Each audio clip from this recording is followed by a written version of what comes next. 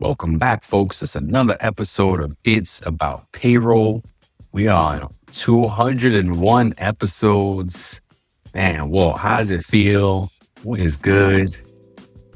Man, it feels good to be Does. here. 200 episodes, that's basically, 4 years worth of content. And who knew that this was going to end up being what it is, man? And, we started this, and actually it's actually more. It is more, than that because we have, yeah. because we took some breaks in there. We've reposted some stuff and then everything. So it's actually a little bit longer. And we have some other shows too. And not only that, we remember there were a bunch of shows that we didn't count in the series that were posted on It's About Payroll. Yeah.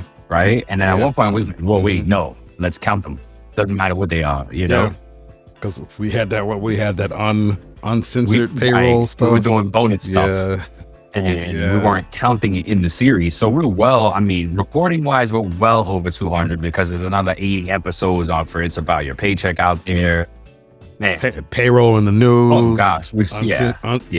Uncensored, all those different things. Yeah. So, but officially now, with the show and since we've been tracking and whatnot or whatever. Yeah, man. It's just surreal, bro. And, I got the fresh copy. It's About Payroll. That's what's up, man. Mine is on the way too. You ordered one? Okay, cool. When you're an author, by the way, folks, these things take longer because, which is good. People who are buying them directly, like retail, they're getting them quick. The authors, I guess, got to wait. We get author copies that we can order. So this took 2 weeks to come, and then my hardcovers are coming next week. But just that's like an insider tip for folks that are going to use KDP Publishing. Another tip, though, in the news here, right? Because I can't find my articles that I'm saving. I always save so much stuff between shows, and then I'm like, what's that? But a little insider tip here is that if you're gonna publish with Amazon, but you have ambitions to publish more books and kind of go as big as you can, buy your own ISBN numbers from a different provider because then those are portable. You can take them anywhere. You can keep the tracking. Whereas, what is an ISBN number? Man, I don't know Did you look that up? No, I just wanted to ask you. Yeah, you don't have to tell them the actual. Well, I think what the actual abbreviation is, but you done did it now, so we got to. But it's basically. Right, so you looked it up already? Okay, quick. International standard book number. Oh, easy enough. So KDP will give you some for free, but they are exclusive to Amazon. If you go sell on another website, you can't take those Amazon ISBN numbers with you. Whereas if you buy it separately, you can take it, becomes the same product everywhere, and you can track your sales and royalties and things like that and numbers. So if you hit a bestsellers list, But just little things that we learned along the way, right? Because people were like, wow, how'd you do that? We were just just being intentional. Just go ahead and do it. Don't let great get in the way of good. You know what I mean? If you want to do something, go try. If you never did it before, don't do it.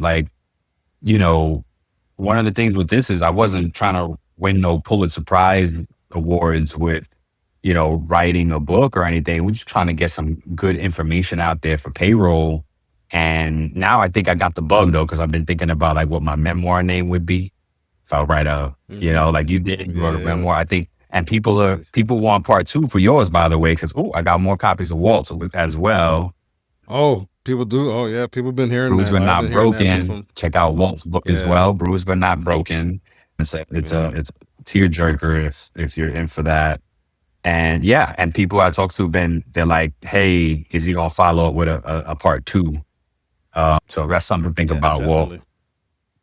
Absolutely. Yeah, man. So what else, bro? I just ordered my author copies and it said April 6th. You see, I told you. It's going to be here. Yeah, things take forever, bro. They make us wait, which is fine. I get it. As long as the customers are getting it quick, which they are. Shout out to Troy Markison. He had one a couple days after we published. So that was dope. Shout out to everybody who's purchased so far. And I thank you for the Yep. support, and pass it along, man. Like this is really, Pass it along. again, just Like, go give it to your somebody. Yeah. have your Kind of kids read like it. Max High Beers. schoolers, have everybody read it. College kids. People who are thinking about transitioning out Yep. of a different sector, going into payroll. It's for everybody. Yeah. Yeah. Yeah. It's All right, man. so we're good. What are we doing today? Well, Talking about today, so other than payroll. do you have any financial fitness updates or articles for us to go? Articles, financial fitness updates. Cancel your subscription. Cancel your free subscriptions before Yeah. they start charging you. I think I got hit with one. Yeah, I did. Because watch out for the what do they call it? Like snooze or something, or like Yes.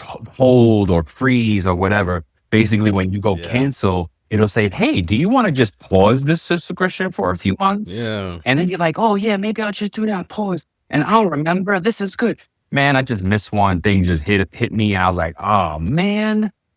So Yeah. That's how they get that's you, how they man. get you. So like, be mindful Yeah. of the snooze and cancel those free subscriptions if you're just doing a free, a trial period.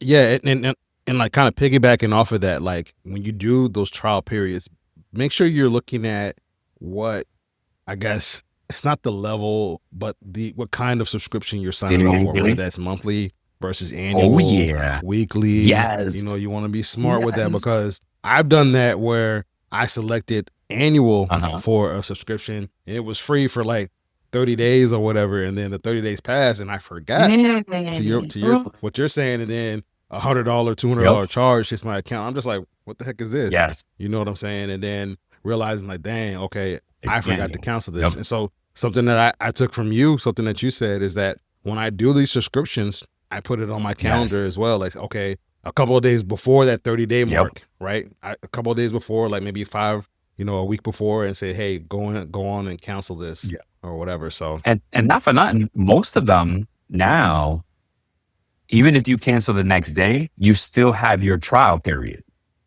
They won't take away your trial period. You know what I mean? Or even if you cancel stuff early, right? If you're paying you monthly and you're already into your next month and you cancel it thinking you didn't get prorated, they do not prorate you anymore.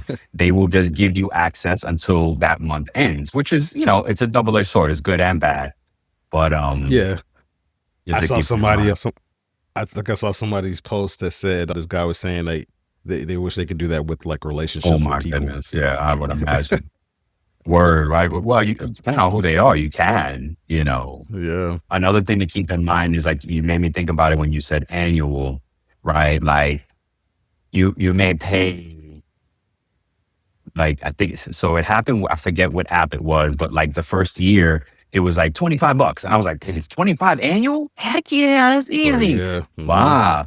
But the renewal was like 125 for the, so you didn't, small print said 25 for the first year, 125 for the second, every year after. So, that got me.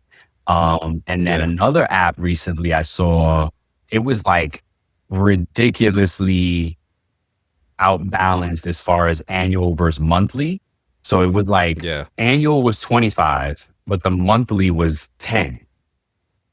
Yeah. So why would you go monthly if you're going to get a whole year for $25? But now I'm saying that I need to watch it because next year it could hit me for the $120. You see what I'm saying? Yeah. Yep. Always read this stuff. Yeah. Like, don't be so quick. We're so fast and in a hurry. Let's just sign up for these things. We don't read the small print. So that's good, man. All right. So what are we gonna get? We're gonna talk about the chapter 1. Yeah, I really want to get into the book a little bit and just give folks a little sneak peek. What I really want, and I should have told you before as to prep, is let's talk about filling the gaps. What the book isn't covering as far as these subjects are concerned, right? Oh, right. Because hey, if you want to see what's in the book, you got to read the book. Go get the book. But because there is a lot of there's plenty of stuff that's going to fill the gaps, and time is going to update and things are going to update. So it's always going to be gap filled. We were just talking to I was just talking to Melissa Walker from Sounder Benefits, and she's like, wow, that's a good idea for benefits as well, because I never thought I would get into benefits. And then I'm like, you know what? Dang, I don't know if we covered really that payroll and benefits go hand in hand. There are often roles out there that are payroll and benefit manager, right? It's Yeah. usually with smaller shops, smaller headcount companies. And there's some roles out there that's payroll and HRIS manager. Again, smaller headcount companies, because those jobs will quickly become two different jobs depending on the headcount of your company, right? And that's also something that I don't think we drill really into in the book, is like headcount determines how the payroll titles will fall and how big the department is. And again, the book wasn't meant to cover all that, because this is like it gives you enough. It gives the person that doesn't know about payroll enough to be like, this is interesting. I think I want to try this job. I think I want to do it. You know what I mean?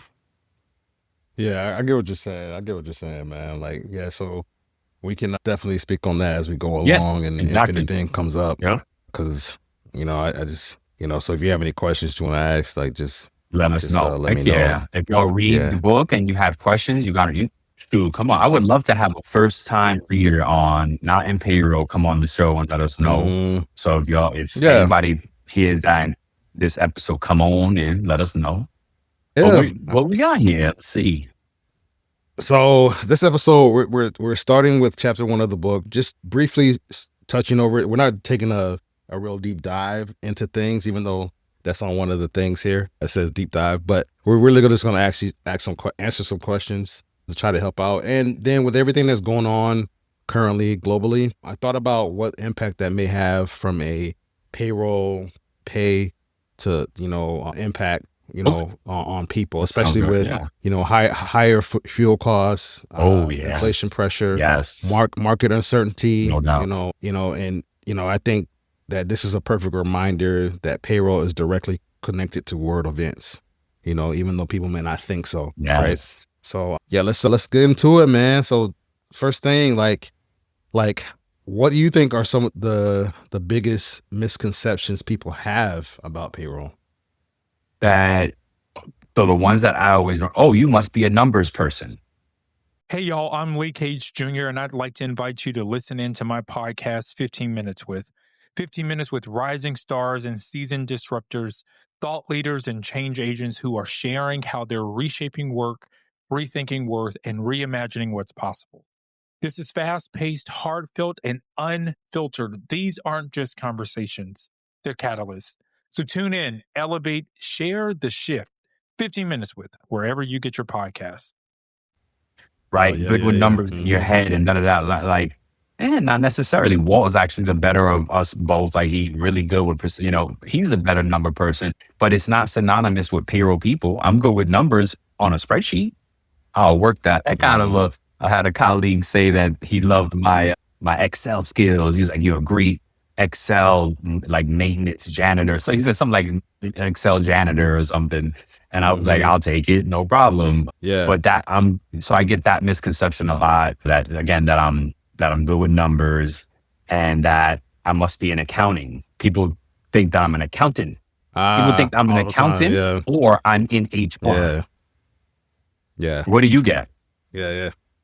People always automatically tie it to finance. When somebody says I do payroll, you're in finance. Wow. Yeah, you're in finance. But see, they think that, because I do payroll, that, you deal with money. So you deal. Yes, we do deal with pay. Sure. But I think they're thinking of it as from like I'm a financial like expert. Right. And stuff like that. We're experts. We're SMEs in our own rights. Yes. But I think they're thinking like more accounting. And stuff like that. I know there's payroll accountants out there, but that's kind of that's another one that it's tied to. Yeah, exactly. So let me ask you this then, Brian. Why do you think people assume that payroll is simple when it's actually one of the most sensitive functions in a company? I think the novice doesn't understand, and man, it always makes me think about, and gosh, if she hears how many times I say this, my wife is gonna kill me.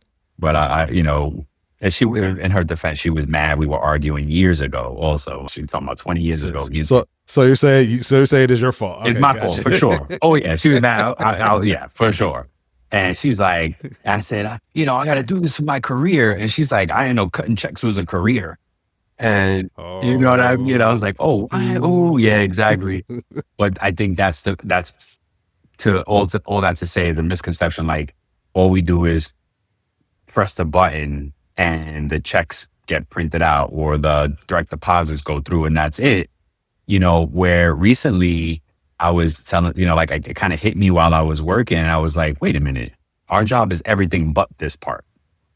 You know what I mean? It's literally, that's not the job. Creating a preview of a register and approving payroll those are just clicking buttons. That's not the job though. Right? Yeah. Yeah. And I feel that even in corporate, right, there's still that misconception that a lot of, C-suite people have, even just employees in general, right? They think that, all you do is payroll. You're not just really not doing anything. Like you're just getting data and paying people. That's it. You know what I'm saying? And payroll is so much more than that. We have to make sure that everything is compliant. We're kind of like, I've used this, this analogy, with people before, is that we're kind of like that last line of defense. You know what I'm saying? Like think of us like in football terms, we're like the safeties. Oh right? Yeah, I like that. The last line of defense. I like that. You know what I'm saying? Yes. We're like the safeties. Like and like once a defense once the error gets behind us, that's it. It's too late. You know what I'm saying? So that's gonna be an error. Yeah, let's go. Yep, that's a good one. Yeah, I love that one. Yeah, safety. So. Yeah, we're like the safeties, right? We protect things and keep things from getting past, that last line of defense. I like that one. We spoke to like that payroll touches more just besides paychecks.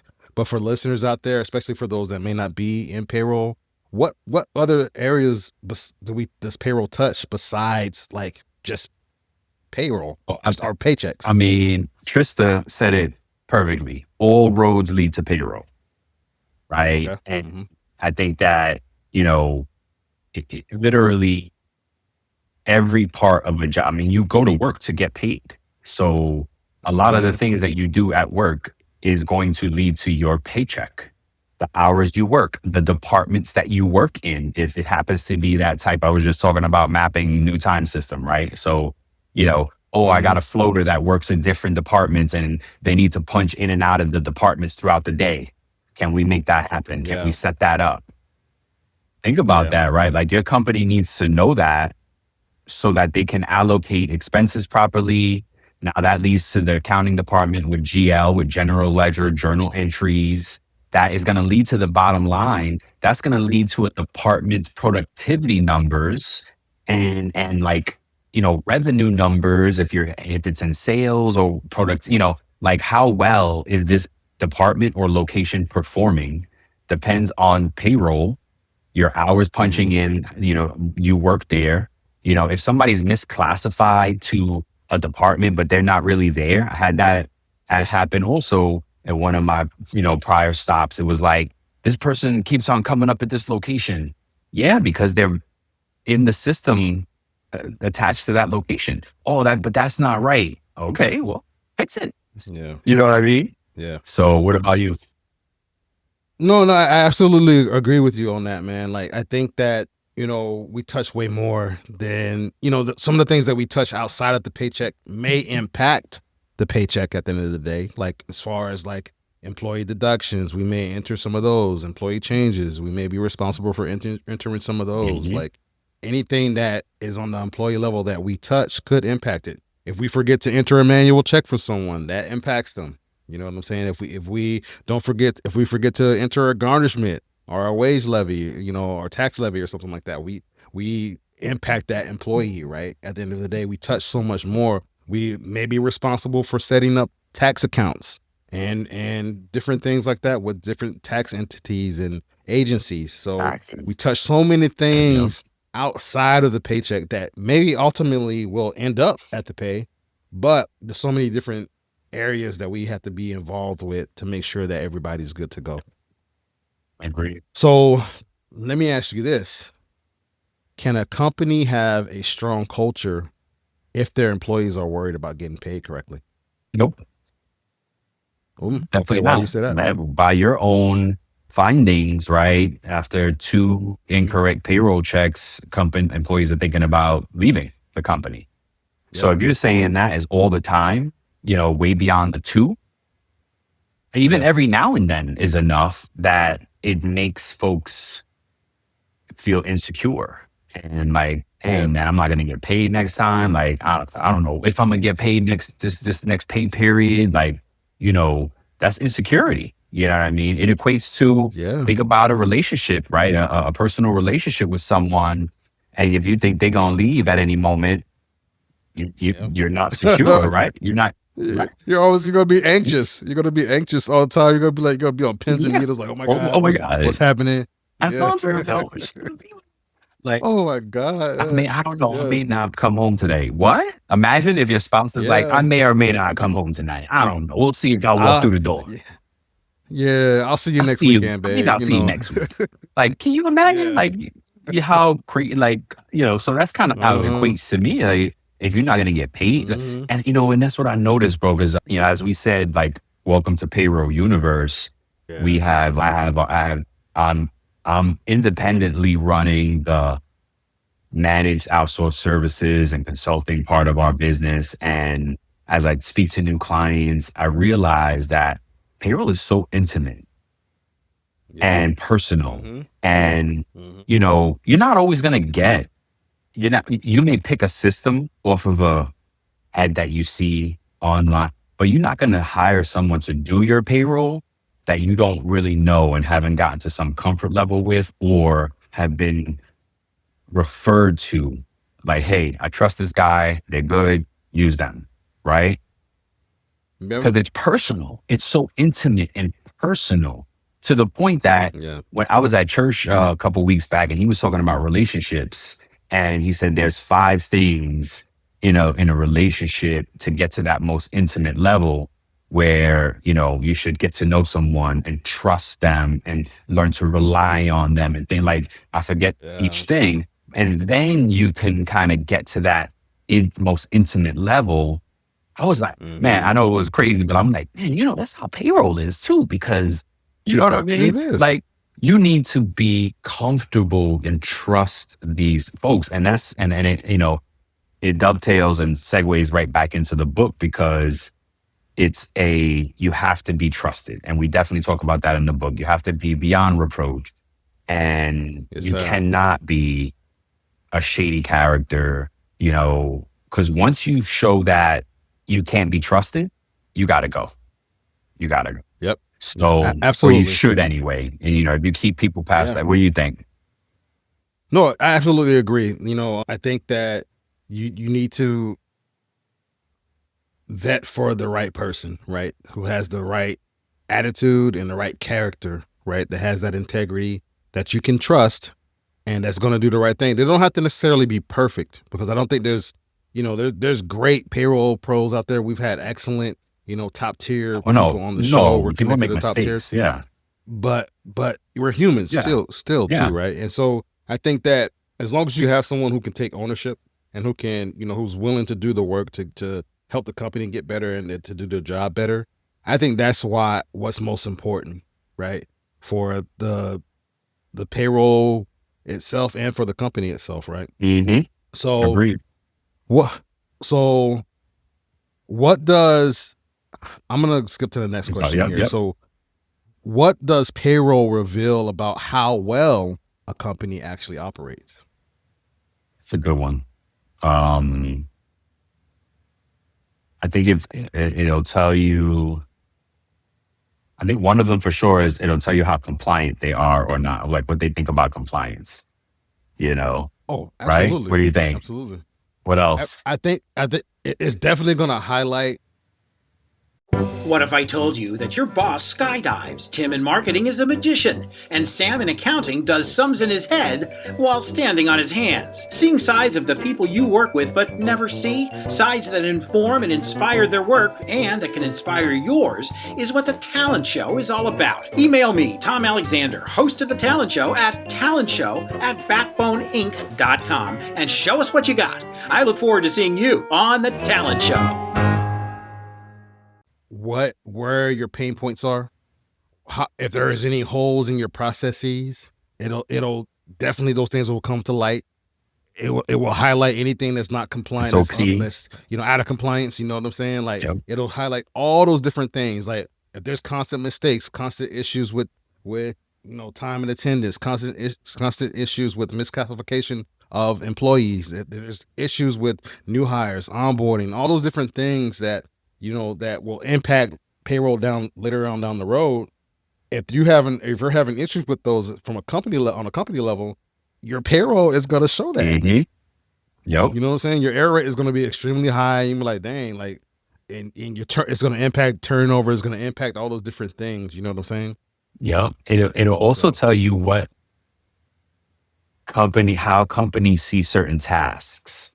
Yes. Because again, if they think that your payroll and benefits is a one title, that's how they see it. They think it's the same thing or very similar enough. And again, it's not. It's really not. Kudos to those who carry those titles, those dual titles, whatever they may be, because it is two different jobs. Yes, sir. So look, let's get into the employee impact here. And I'm gonna let you lead these questions off, and then we'll just kind of go back and forth. So, what do you think payroll means to employees beyond hitting my account, direct deposit on Friday? Oh, definitely. All I got to say is like what Adrian Resto says and what we always repeat: payroll is life. If you mess up these employees' paychecks, if it's even off by $10, $20, $30, like that can have an impact. That can definitely have an impact for somebody who lives on a strict budget. That's right. That lives paycheck to paycheck. Most Americans. Yeah, you know what I'm saying? So like, I think for me, that's what it means. Like, what about you? So for you, so basically it could impact their daily lives. Like, it really offset their well-being, right? Yeah. What does it mean beyond direct deposit?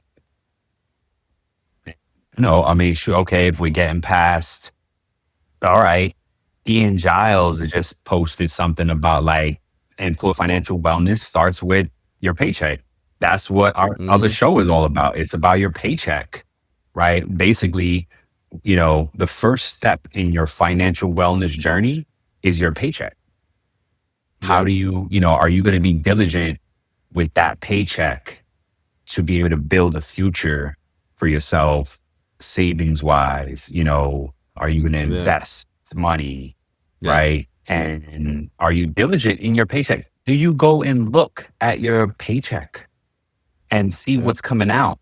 And are you, do you understand everything that's happening inside your paycheck? So it not only your financial wellness, but like how savvy you are, maybe. Yeah, absolutely, bro. Like, I like, how many times have you? It's tax season, W-2 season, and the employee comes back and says, "Look, I didn't have any taxes withheld last year. Why did that happen?" And it's because like when they try to go file their taxes, they have a tax bill like they're saying that they owe, but during the year previous year, the prior year, they were just getting paid and going about their day, right? Yeah. You know what I'm saying? And so it's just like, those are the kind of things that, speaking to what you were saying, like, we want to emphasize that for employees. They look at your stub. Yes. Like, understand what it means. Like, Please. Do you see federal taxes coming out? Do you see, did you select something, or were you set up incorrectly and was FICA blocked for you? Yep. You know what I'm saying? What was those things? What happened? You know what I'm saying? So here's another one. Yeah, man. Why do you think for workers, why is payroll about dignity and stability? Oh my gosh, like the slightest thing could disrupt, everything for someone. How many calls have you gotten where someone's crying or emotional on the phone? More Whether than I they're, want, more than they're I can upset. count. Yep. You know what I'm saying? Because there's a mistake. And it doesn't matter who made the mistake. It could have been the employee who made a mistake, an honest mistake. It could have been on the payroll side. It could have been a system thing. But how many times has someone said right, wrong, or indifferent when they are not paid properly? They call and they're like, "Hey," I've even seen certain scenarios where an employee's like, "I'm not going to do any more work until I get paid." Absolutely. And Yep. I've had folks that have said it very like indirectly also, hey, I don't have money. So in New York, mostly, maybe here a little bit, gas money and stuff. Like, hey, I can't get to work tomorrow because I don't have enough for gas and I don't have any money or I don't have any money to get my Metro card or to get on the train, Yeah. basically, or the bus, like, Yep. to do your mass transit, pay for your mass transit. So Yeah. that's not saying aggressively, like, I ain't going to, they're not being aggressive about it, but they're indirectly saying, hey, well, if I can't get that money today, I won't have enough to get to work for the rest of the week. Wow. So, Yep. yeah, so Absolutely, it bro. definitely impacts, man. Let me see the next one here. How does You may payroll have to protect? Skip this one. No, go ahead. I was No, going to go say, ahead. how does payroll protect the company operationally and financially? Switching the gears a bit to the business side, right? We talk about the employee, talk about the business side of it. Oh my God! If something's not set up properly, like if there's not a certain tax setup or there's not a certain thing that's needed at the business, and the business gets a levy. I've seen it happen where an agency will show up and shut down things and be Yes. like, you cannot run business until this audit is complete. Yep. And that disrupts everything. Oh yeah. So if the business is Everybody's shut down, livelihood, that means they're not getting money, and the business is losing money at that point. Yeah. You know what I'm saying? So that's definitely clearly number one for me. Yeah. You know what I'm saying? So let me ask you, like, why is payroll one of the? I think we asked that already. So in times of economic uncertainty, what pressures do you think hit payroll teams first? In economic uncertainty, I think it's like every other team, they're gonna, oh wow, and you say team, so not just one person. If it's one person, you might not be thinking this way, but if it's a team, it's, one of us gonna get fired, right? Because payroll can't run itself, so you need somebody. Not yet, anyway. And even then, that's the AI pilot, right? So I think that's one of the ways. What's another? What do you think? I think that, during economic uncertainty, like, you may have to, a company may be going through a RIF, a reduction in force. Payroll is going to have to be heavily involved in that, making sure that people are receiving any timely payments, Yep. Especially if you're in certain states where those payments are due on the day of termination. Like those are some of the pressures that may hit payroll. You may be asked to are taxed with getting some reports or data to certain parties or individuals in the company. And they're like, hey, I need this now. Stop what you're doing. Give me this now. Yeah.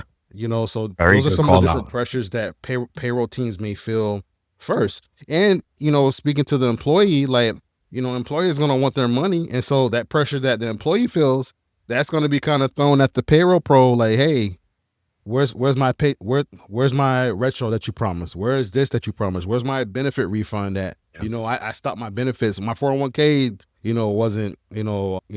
wasn't stopped or whatever. I did this, I did that.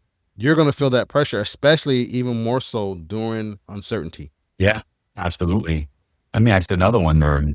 How does inflation and like what we're going through now, rising costs and all that, show up on the payroll operations for a company?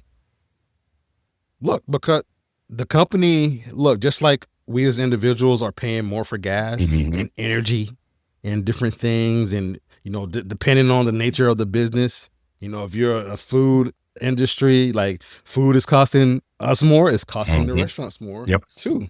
You know what I'm saying? So they may have to raise costs, and they may lose business because people are like, "There's no way." Yep. Yeah, there's no way. This burger used to be $10. And now it's 15. It's $16 now. Yes, 15, 16 Make bucks it at now. home. I usually tipped $5, but now Mhm. I can only, I can't afford to spend more than $20. So now this person's gonna get, like Yep. $1 or two. Or you know go what I'm saying? takeout instead of sitting down and being able to give that person a tip. You know what? I'm gonna just take that out to Yeah. go. And Yep. even though they try to force tips, that that person getting $1 and I don't feel a way, as opposed to if somebody's serving me, I want to give them their rightful tip. Yeah. You know what I mean? But Yeah. that's the way. Absolutely. I thought of another. What was the other one? Like fuel, right? For fuel, hey, Yep. you might have a company car. They may say, Yep. you know what? Guess what? We grounding all our company cars. Come bring it in. Either you can use your own car, or you're gonna have to find a new job. Yep. You know what I mean? I mean, that'd be that Absolutely, crazy bro. extreme, but that could be something like they start phasing it out. Like the right way to do it is, okay, we're gonna phase this out. There's a right way and a wrong way. Companies do everything in between, but I'm just being dramatic, But it's stuff like that as far as gas. Wifey was just like, yo, we need to get that gas app so we can, financial fitness tip, get the gas app so you can get the cheap gas. Or, if you belong to BJ's or Costco, go get your gas there. Costco, Sam's. Yep, Sam's, right? If they have a gas station, like my Sam's don't have a gas station, but another financial fitness tip in the world we're at right now. And it's cyclical, right? I mean, I can't tell you how many times gas prices have risen and, dropped in my lifetime. It's part of the, our life cycle, but are you going to be financially fit or, and pay attention or not? You run a company that's on fuel, right? Like what if your company you're like, my brother had a business for many years where I actually started off and we were installers and we literally drove around to everybody's house, putting their appliances in. Gas was a must. We had to do it. Yep. You know what I mean? So that would impact the business. And that's where it shows up because it's like, you know what?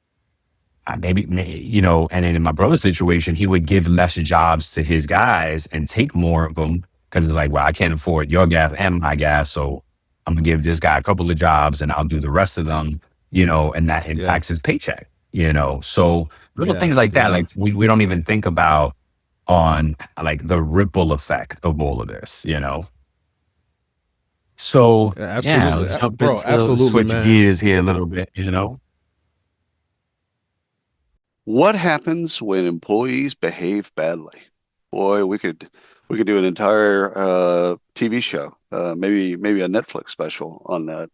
Well, Ryan and I sat down and recorded episodes for FAMA, and we asked practitioners, give us your most outrageous story. The sales leader that brings cocaine to work, whatever. Just bring us the outrageous, and it is funny. So if you need a laugh, which we all do from time to time, search for Workplace Misconduct wherever you get your podcast, and you'll find it. And trust me, you will laugh and cry, but you'll definitely laugh. All right. Thank you. Yeah. So look, I wanted to take some time because we're running up on time here, and I wanted to take some time and have some fun debates, right? You know what I'm saying? So look, so we're both going to take a side of this, right? And explain why this may not reflect how we really feel, or it might, right? So the first topic, like, what matters more in payroll excellence, technology accuracy or human communication? So Brian is gonna say technical technology accuracy. Yeah, but technical accuracy. Yeah. Okay. So why do you say that technical accuracy matters more?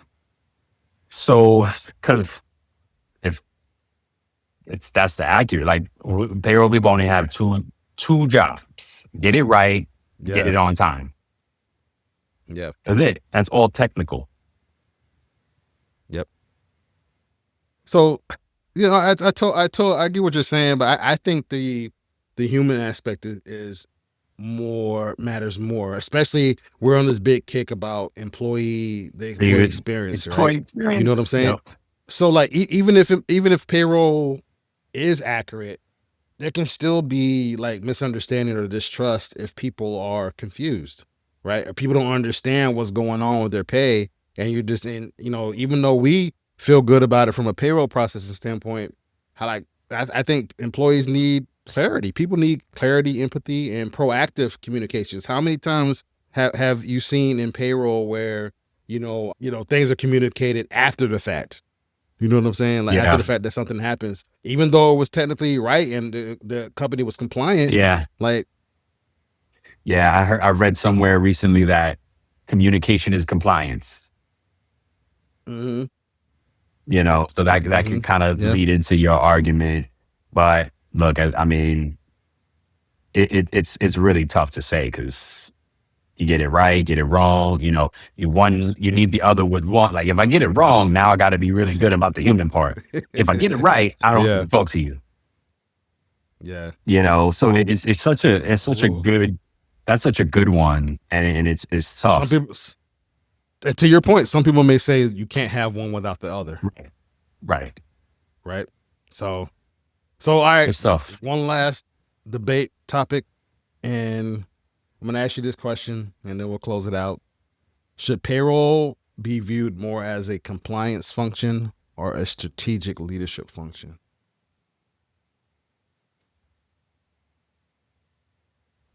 I think compliance first. Why?